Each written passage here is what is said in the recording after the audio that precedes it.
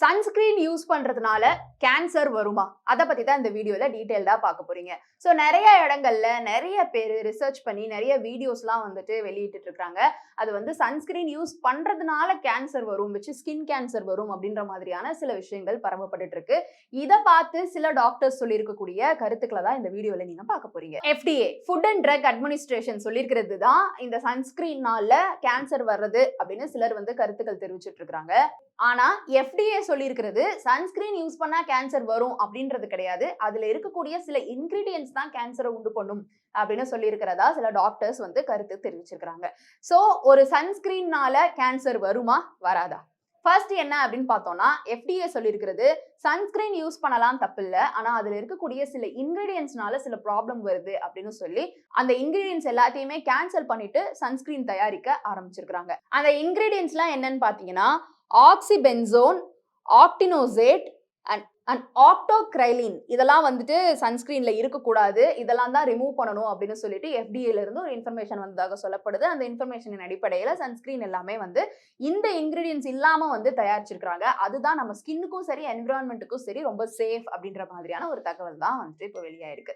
So இந்த வெயில் காலகட்டத்துல அதுவும் நம்ம தமிழ்நாடு மாதிரியான இடங்கள்ல இருக்கும்போது ஹோல் ஓவர் இந்தியாவிலேயே முக்கியமான பகுதிகளெல்லாம் வெயில் ரொம்ப ஜாஸ்தியாகவே இருக்கும். அதுவும் இந்த சம்மர் டைம்ஸ்லலாம் வந்துட்டு மத்தியானம் அந்த வெயிலுன்றது நம்மளால தாக்கு பிடிக்கவே முடியாது. எல்லாரும் அந்த ஏசிக்குள்ளேயே தான் வாழ்ந்துட்டு இருக்காங்க.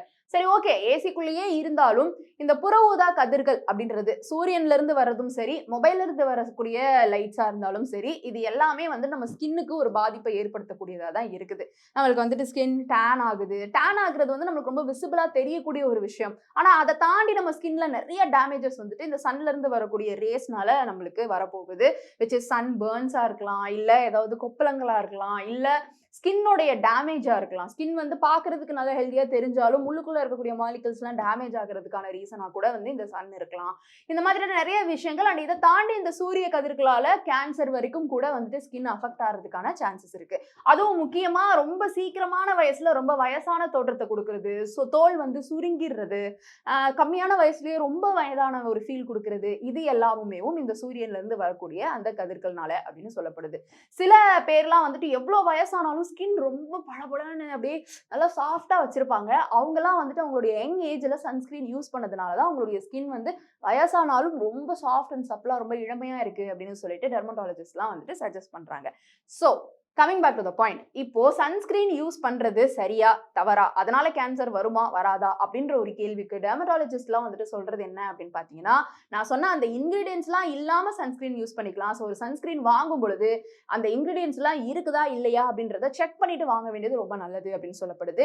இது எல்லாத்தையுமே தாண்டி நீங்களா போய் கடையில ஒரு சன்ஸ்கிரீன் வாங்குறதுக்கு பதிலா ஃபர்ஸ்ட் ஒரு டெர்மட்டாலஜிஸ்ட கன்சல்ட் பண்றது ரொம்ப நல்லது. இப்போ உடம்பு முடியலன்னா எப்படி டாக்டர்கிட்ட போறோமோ அதே மாதிரி ஸ்கின் ஹேருக்குனேவும் டாக்டர்ஸ் இருக்காங்க, மனசு சரியில்லைனா கூட டாக்டர்ஸ் இருக்காங்க. அந்த மாதிரி ஒரு பகுதி ஆஃப் அவர் பாடிக்குமேவும் டாக்டர்ஸ் இருக்காங்க. அது மாதிரி ஒரு டாக்டரை நீங்க சஜஸ்ட் பண்ணி அந்த டாக்டர் உங்க ஸ்கின் என்ன மாதிரியான டைப் அப்படின்றத பார்த்து அதுக்கு என்ன மாதிரியான சன்ஸ்கிரீன் கிடைக்கணும் அதெல்லாம் வந்து அவங்க சஜஸ்ட் பண்ணுவாங்க. அந்த மாதிரி நீங்க சன்ஸ்கிரீனை வாங்கிட்டு ஒன்ஸ் நீங்க பார்த்துட்டு கூட தொடர்ந்து அதே கூட நீங்க கண்டினியூ பண்ணலாம். உங்க டாக்டரே சஜஸ்ட் பண்ணுவாங்க. அந்த சஜஸ்ட் பண்ணதின்படி நீங்க வந்து கண்டினியூ பண்ணிக்கலாம். இல்ல ஒன்ஸ் இன் வெயில் திரும்ப வந்து பார்க்க சொல்றாங்க அப்படின்னா அதுக்கேற்ற மாதிரி நீங்க போய் பார்க்கலாம்.